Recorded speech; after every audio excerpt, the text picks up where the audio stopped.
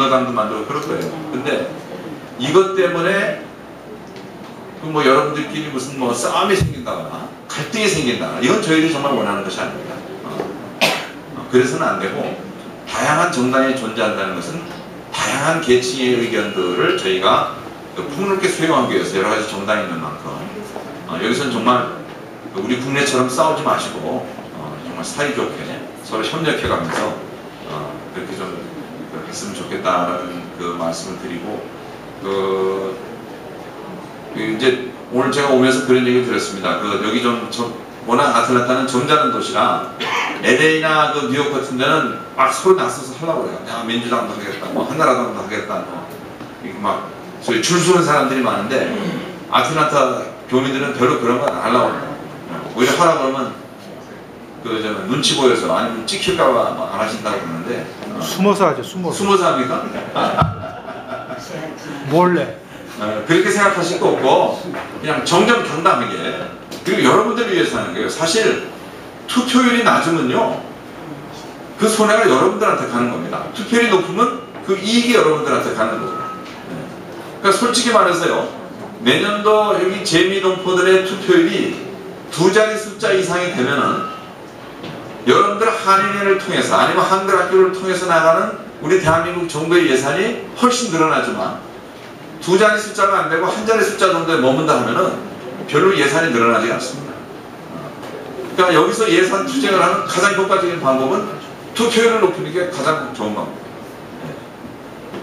아마 그리고 투표율이 제일 높은 한인회 쪽에 제일 예산 지원도 많이 나올 겁니다. 그러니까 여러분들이 열심히 하셔갖고 투표율도 높으시고 뭐 꼭 저희 민주당 찍으라는 소리 아니니까 어느 당을 찍든지 좀 높은 투표율을 할 수 있도록 그렇게 좀 도와주시면 좋겠습니다.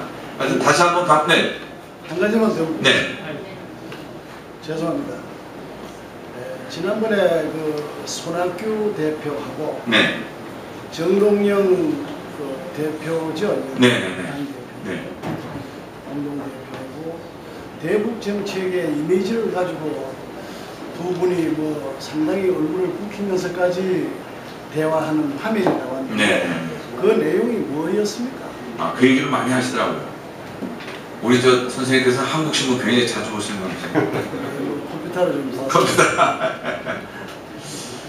그러니까 이제 솔직히 여기 오신 분들 중에서는 민주당 지지하시는 분도 계시고 또 한나라당 지지하시는 분도 계시고 그럴 텐데 특히 이제 미국에 와서 저희들이 제일 곤혹스러운 게요. 지난번에 이제 천안함 사고 이후 그 여러 가지 대북 정책에 대한 질문을 받습니다. 왜 민주당은 그 모양이냐? 그리고 과거에 DJ도 무슨 빨갱이다 이런 소리도 많이 듣고 그러지 않았습니까? 사실 DJ가 빨갛지 않죠. 그냥 우리하고 똑같은 사람인데. 근데 어쨌든 이 남북 관계가 참 우리 대한민국의 뭐라 그럴까 갈등을 일으키는 가장 어려운 주제 중에 하나예요. 저도 그게 참 안타깝습니다. 그래서 한바탕 좀 통일이 됐으면 좋겠는데, 근데 어쨌건 북한을 평가하는, 북한을 바라보는 그 다양한 계층의 사람들이 이제 남한 쪽에 있는 겁니다. 북한은 일당 독재이기 때문에 그렇지 않습니다만은 어쨌든 남한은 극보수에서부터 극좌까지 다양한 목소리가 있거든요. 근데 이제 손학규 대표는 중간쯤에 있는 것 같아요. 중간쯤에. 그리고 이제 정동영 전 대표는 조금 더 좌쪽으로 가 있죠. 또 천정배 대표는 더 좌쪽으로 가 있고. 이렇게 좌표가 다 다른 겁니다.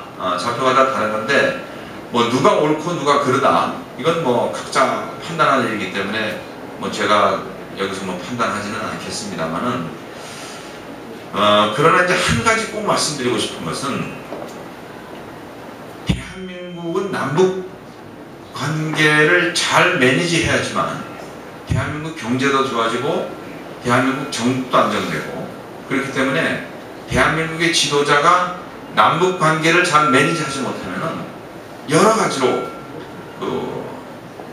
안 좋은 불편한 일이 생깁니다.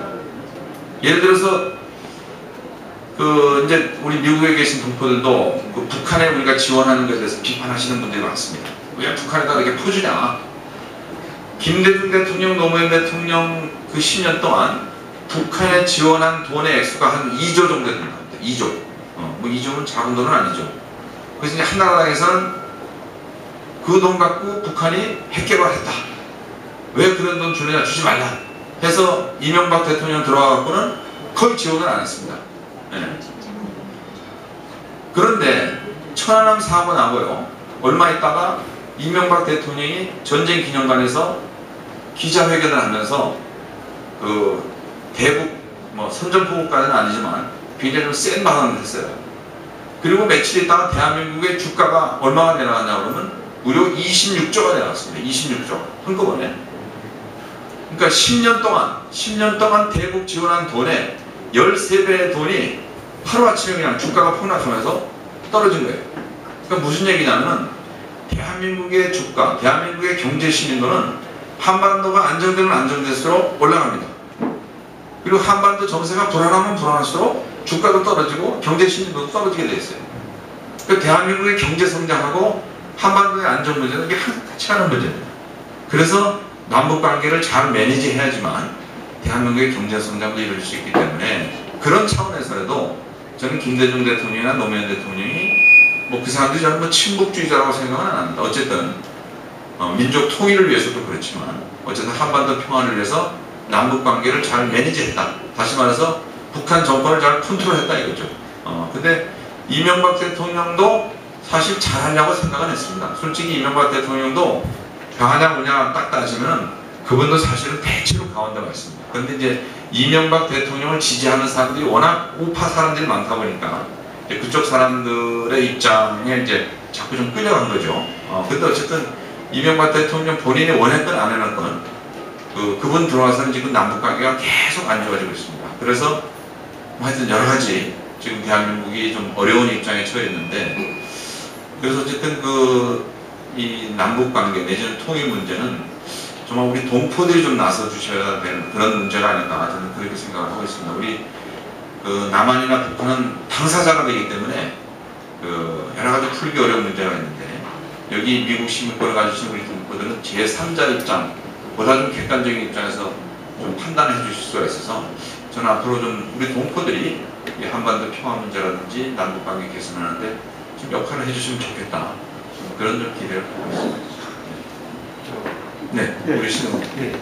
네. 오늘 야탄타 방문을 했는데 저희 제주동포 700만 동포의 권익과 위상을 위해서 항상 애써주신 우리 김성곤 의원님께도 감사를 드리고 또 오늘 이 자리를 통해서 좋은 말씀을 해주신 의원님께도 한번 진심으로 감사의 말씀을 드립니다. 저는 지금 현재 애틀란타 민주평화통일사무소의 협의회장을 맡고 있는 신인인데 한 가지 말씀을 드리고자 하는 것은 지금 오늘 여기에 오셔서 저희한테 좋은 말씀을 해주시고 또한 여기 이름 그대로 민주평화통일 애틀란타 한인연합이라는 단체 창립대회에 이제 오셨는데 이 단체의 이름이 뭐 말씀은 많이 들으셨겠습니다만 저거 이제 민주평화통일 이렇게 나가니까 약간 이제 혼돈이 좀 있습니다. 얘기 들었습니다.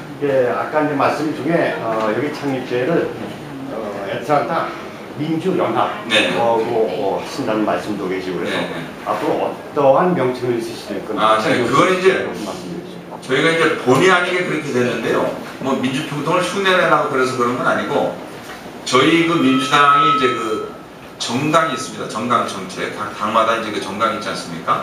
거기 이제 민주평화통일이 저희 민주당의 가장 중요한 정당으로 나와 있어서 그걸 이제 따다가 이름을 붙였는데 하다 보니까 이제 평통에서 시비가 왔어요. 왜 남의 이름 도용하느냐. 그래서 좀 말씀들이 있었습니다. LA에서도 그렇고 뭐 뉴욕에서도 그렇고. 그래서 제가 그건 본의 아니게 그랬다. 미안하다. 그러나 앞으로 우리가 대외적으로 쓰는 그러니까 통칭은 민주연합이라고 하겠다. 그러니까 아틀란타 민주연합, 뭐 LA 민주연합. 그래서 이제 풀 네임은 뭐 민주평화통일 아틀란타 한인연합입니다만 우리가 대외적으로 쓰는 통칭은 아틀란타 민주연합 이렇게 되기 때문에 아마 혼란은 없을 겁니다. 그래서 이제 그 문제로 좀 혼란이 생겼다면 그건 뭐 저희가 좀 죄송스럽게 생각하고 그런 어쨌든 민주평화통일이라는 이름은 고유명사 아니고 일반명사이기 때문에 뭐 대한민국 국민이라고 하면 누구나 다 지향하는 공동의 가치니까 그거는 뭐 좀 양해를 해주시면 좋겠어요. 이름값 내라가면 되겠습니다. 네, 말씀하시죠. 네. 지금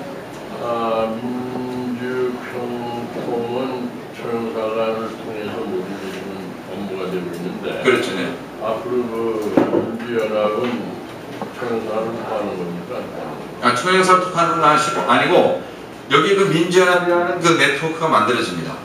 이제 오늘 창립을 하게 되는데 예를 들어서 내년에 네. 민주당이 정권을 잡았다. 네. 이럴 때는 민주평통이 없어지고 민주연합이 되는 겁니다. 이거 중요한 얘기입니다. 그건 이제 그런 건 아니고요. 네.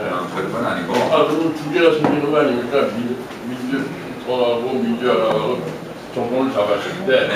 두 개가 하나가 없어지는 건지 그냥 컨티뉴 되는 건지 그거 여기서 네, 근데 이제 밝혀주세요. 법적 스테이터스가 다르죠. 그 전부터 있었던 민주평통은 헌법상의 대통령 자문 기구고요. 그는 헌법이 고쳐지지 않는 이상 그는 뭐 영무에 가는 그런 단체입니다. 그리고 저희 단체는 저희 민주당의 네트워크 이름이기 때문에 그 법적인 스테이터스가 엄연히 다르죠. 민주평통이 훨씬 권위가 있고 더 높은 기구, 공식적인 기구죠. 그렇죠. 그러나 이제 혹시 우리 이제 보통 이제 한번 정권이 바뀌면은 평통 멤버들이 좀 교체가 되더라고요. 그래서 우리 좀 나는 민주당 쪽의 추천으로 좀 평통을 하고 싶다 하면은 저희들한테 말씀하시면은 저희들이 좀 도와드릴 수는 있겠죠. 그건 뭐 반드시 그렇지. 반드시 그렇지. 네, 말씀하시죠. 예, 저는 개인적으로는 마지막 질문이죠. 개인적으로는 참정권을 좀 반대하는 입장입니다. 네, 그러시죠. 그렇다고 해서 참정권을 찬성하는 사람들의 견해가 틀렸다거나 그런 건 아닙니다. 네. 이제 반대하는 입장도 있어야 반대는 있습니다. 근데 특히 이번 그 참정권을 해서 이번 선거를 통해서 한국의 그 정당 정치인들, 민주당이든 한나라당이든 기타 사람들 재외 동포들의 분열이라든가 뭐 여러 가지 좋지 않은 현상이 생겼을 때 그거는 전적으로 물론 재외 동포들의 책임이 있지만 전적으로 정치인들의 책임이 무척 크다고 생각합니다. 그래서 그 점을 심사숙고하셔가지고 각 정당들이 이번 선거에 성공적인 선거와 동시에 국가와 재외동포들의 발전에 기여할 수 있는 참여권이 되도록 정말 각고의 노력을 정치인들이 해주셨으면 하는 부탁입니다. 알겠습니다. 그래서요 제가 한나라당하고 협약을 맺었어요. 국내에서는 박터지게 싸워도 해외 나가서는 절대 싸우지 말자. 제가 오늘 여기서 한나라당 비판한 거 있었습니까? 그래서 공동의 협약을 맺어갖고 우리가 재외동포들 앞에서는 상대방 비방하지 말고 자기당 얘기만 해라. 그렇게 협약을 맺었으니까 여기서는 저희들이 가능하면 안 싸우도록 하겠고 또 그런 일이 없도록 각고의 노력을 하겠습니다. 이것으로서 일부를 마치기로 하겠습니다. 네, 좋은 말씀.